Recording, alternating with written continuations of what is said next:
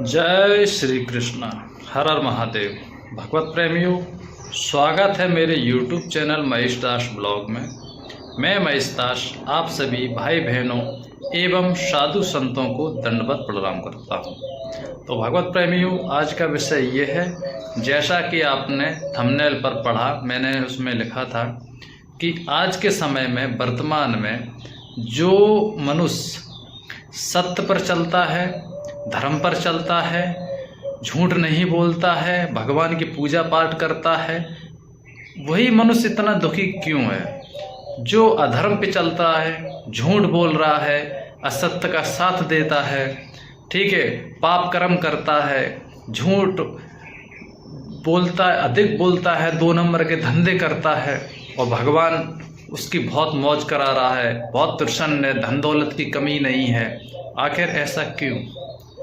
ये प्रश्न हर किसी के मन में आता है। जब इंसान दुखी होता है तब आता है कि ऐसा क्यों होता है, भगवान अच्छे लोगों के साथ इतना बुरा क्यों करता है, जो धर्म पे चल रहा है उसको इतनी परेशानियां क्यों, जो अधर्म पे चल रहा है, 2 नंबर का धंधा कर रहा है, वो इतना सुखी क्यों।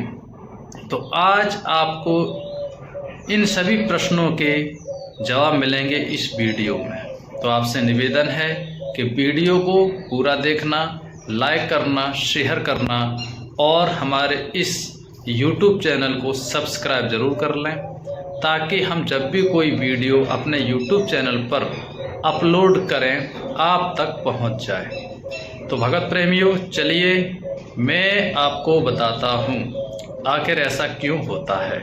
जय श्री कृष्ण। तो भगवत प्रेमियों, देखिए, भगवान श्री कृष्ण अर्जुन से गीता जी में उपदेश देते हुए कहते हैं कि हे अर्जुन, जो सत्य पे चलता है तो कठिनाइयाँ अवश्य आती हैं। क्यों आती हैं मैं आपको संक्षेप से बताऊंगा, इसलिए वीडियो को ध्यानपूर्वक देखना ताकि आपको अच्छे से समझ में आए कि पापी मनुष्य सुखी क्यों है और जो पुण्य आत्मा है, जो मनुष्य धर्म पे चल रहे हैं, ईमानदारी से अपना काम धंधा कर रहे हैं, वो दुखी क्यों हैं। तो पहले हम ईमानदार मनुष्यों की बात करेंगे। तो देखिए, ईमानदार जो मनुष्य होता है, जो भगवान की भक्ति करता है, अपने धर्म पर चलता है, किसी के साथ धोखाधड़ी नहीं करता है, बेईमानी नहीं करता है, किसी का बुरा नहीं सोचता है और ना ही बुरा करता है, चाहे कोई उसका बुरा करे, लेकिन वो व्यक्ति दूसरे का कभी बुरा नहीं करता है। ऐसे जो व्यक्ति होते हैं वो धर्म पे चलने वाले होते हैं, सत्य होते हैं, भगवान की भक्ति करने वाले होते हैं, ईमानदार होते हैं और भगवान से डरते हैं और यही सोचते रहते हैं कि उनसे कोई पाप कर्म ना हो जाए। और वो जो काम करते हैं, व्यापार करते हैं, उसमें कोई मिलावट नहीं करते हैं, ईमानदारी से अपना काम करते हैं, समय के अनुसार करते हैं, ठीक है। तो अब बताइए कि जो व्यक्ति ईमानदारी से काम कर रहा है तो भाई वो कहाँ से फलीभूत हो जाएगा? वो उतना ही अपना मेहनताना निकाल रहा है। कोई व्यापारी अगर कोई चीज़ को खरीदता है, किसी सामान को खरीद के लाता है, खाने पीने का है, जो भी, कोई दुकानदार, मान लीजिए कोई दुकानदार है, उसने सामान खरीदा, उसके बाद वो बाज़ार में दुकान है, बेच रहा है लोगों को, तो उतना ही फ़ायदा लेता है जितना जायज़ है। अपना ईमानदारी, अपना खाली वो मेहनताना निकालता है। देखो, थोड़ा बहुत तो धंधा में झूठ बोलना पड़ता है कि यदि वो नहीं बोलेगा तो उसका खर्चा कैसे चलेगा, आप भी जानते हैं। यदि उसने कोई चीज़ 50 रुपये किलो में ख़रीदी है तो भाई वो 60 में, 65 में तो बेचेगा, 55 में तो बेचेगा ना, 2, 4, 5 रुपया तो लेगा ना 1 किलो पे, क्योंकि भाई अगर नहीं लेगा तो उससे बचेगा क्या, उसकी मेहनत कैसे निकलेगी। इसलिए 2, 4, 5 रुपया तो वो ज़्यादा महंगी बेचता है। चलो वो तो जायज़ है, ये धर्म है, क्योंकि भाई मेहनताना तो हर कोई निकालेगा। तो देखो, धंधा में थोड़ा झूठ बोलना पड़ता है। यदि कोई व्यक्ति, कोई व्यापारी या दुकानदार, उसने कोई वस्तु खरीदी, सामान खरीदा 50 रुपये किलो में और 50 में ही बेचेगा तो उसे क्या मिलेगा भाई? 2, 4 रुपये, 5 रुपये, 10 रुपये तो उस पर फ़ायदा लेगा ना, तभी तो उसका जो परिवार है तभी तो चलेगा, उसका मेहनताना मजदूरी तभी तो निकलेगी। तो ये तो चलो ठीक है, क्योंकि वो और भगवान से डरता भी, उसे पता है कि हम ज़्यादा नहीं इसमें लूटेंगे।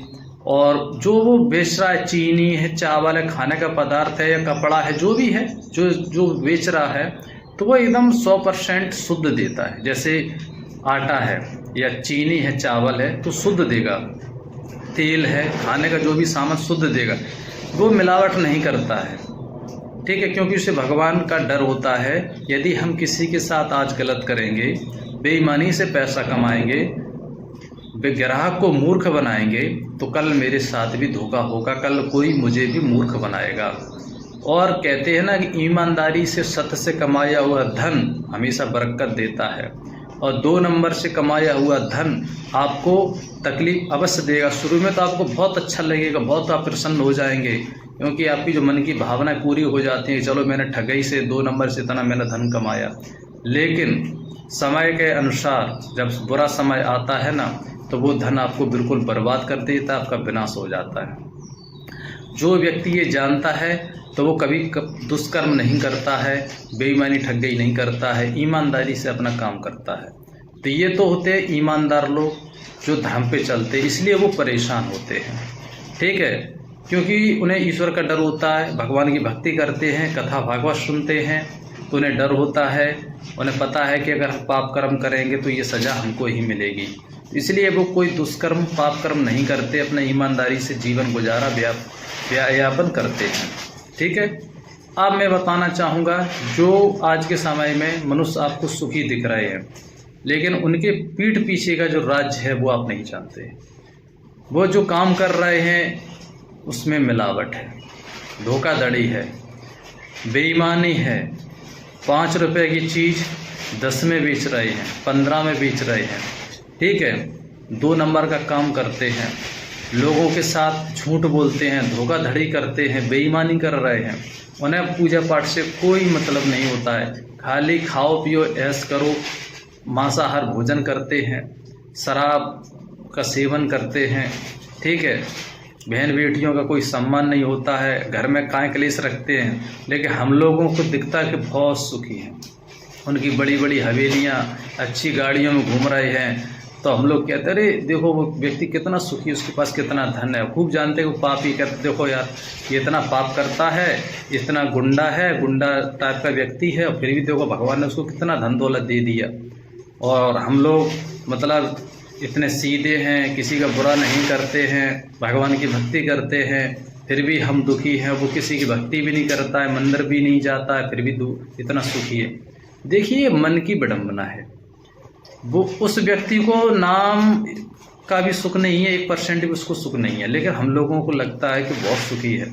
देखिए, सुखी वही है जो राम की भक्ति करता है, प्रभु का नाम जाप कर रहा है, वही सुखी है। लेकिन ये धन दौलत से, अच्छा बड़ा मकान बनाने से कोई सुखी नहीं होता है, लेकिन हम लोगों को लगता है। तो आज के समय में जो पापी व्यक्ति हैं, जो अधर्म से 2 नंबर से पैसा कमा रहे हैं, वो बहुत सुखी है। लेकिन एक बात मैं बताना चाहूँगा, सत्य पे चलने वाला व्यक्ति ये जो है परेशान हो सकता है, लेकिन पराजित कभी नहीं हुआ। आपने सुना होगा कि सत्य परेशान हो सकता है, लेकिन पराजित कभी नहीं होता है।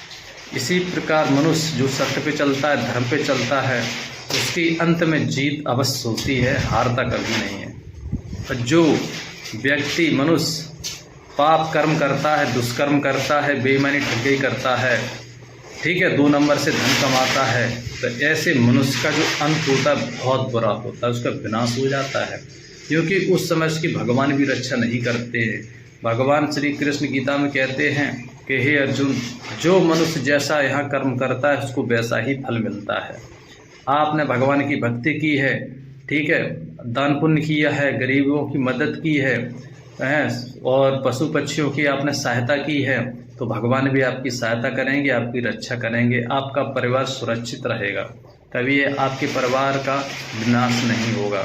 जो अधर्मी हैं, पापी हैं, जो दूसरों का बुरा करते हैं, ठगी करते हैं, लोगों को लूटते हैं, बेईमानी करते हैं ना, धमकाते हैं, मारपीट करते हैं, जो ऐसे अत्याचारी लोग हैं, जो अधर्मी हैं, ऐसे मनुष्यों का नाश बहुत जल्दी होता है, लेकिन समय थोड़ा लगता है। लेकिन जब नाश होता है ना, तो बहुत बुरा होता है, उनकी पीढ़ियों की पीढ़ियां समाप्त हो जाती हैं। तो भगवत प्रेमियों, मेरा कहने का यही एक अर्थ है कि आप परेशान ना हो, आप भगवान की भक्ति करें, देखिए, भगवान ने अगर आपको गरीब घर में जन्म दिया है तो आप अपना कर्तव्य करिए, कर्म करिए, फल आपको अवश्य मिलेगा। भगवान की भक्ति करिए, ठीक है, और अपना काम धंधा करिए, घबराइए मत, क्योंकि भगवान परीक्षा भी लेते हैं और जो भगवान की भक्ति करते हैं उनको कठिनाइयाँ अवश्य आती हैं। तो इसलिए घबराओ मत, आप अपना काम करो, अपने परिवार को देखो, ठीक है, और भगवान की भक्ति करो। और ये सुख दुख है, ये तो लगे रहते, ये माया है, संसार है, यहाँ तो सुख भी है दुख भी है, जोड़ा है, तो इससे घबराइए मत। जो आपको आज सुखी दिख रहे हैं कल वो आपको दुखी भी दिखेंगे, जो आज दुखी है वो कल आपको सुखी भी दिखेंगे, क्योंकि सुख और दुख ये कर्मों के अनुसार प्राप्त होता है। जैसा आप कर्म करेंगे वैसा ही आपका भविष्य बनेगा।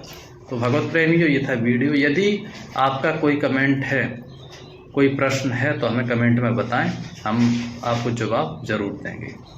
तो आज के लिए इतना ही, जल्द मिलेंगे अच्छी वीडियो के साथ में। जय श्री कृष्णा, हर हर महादेव।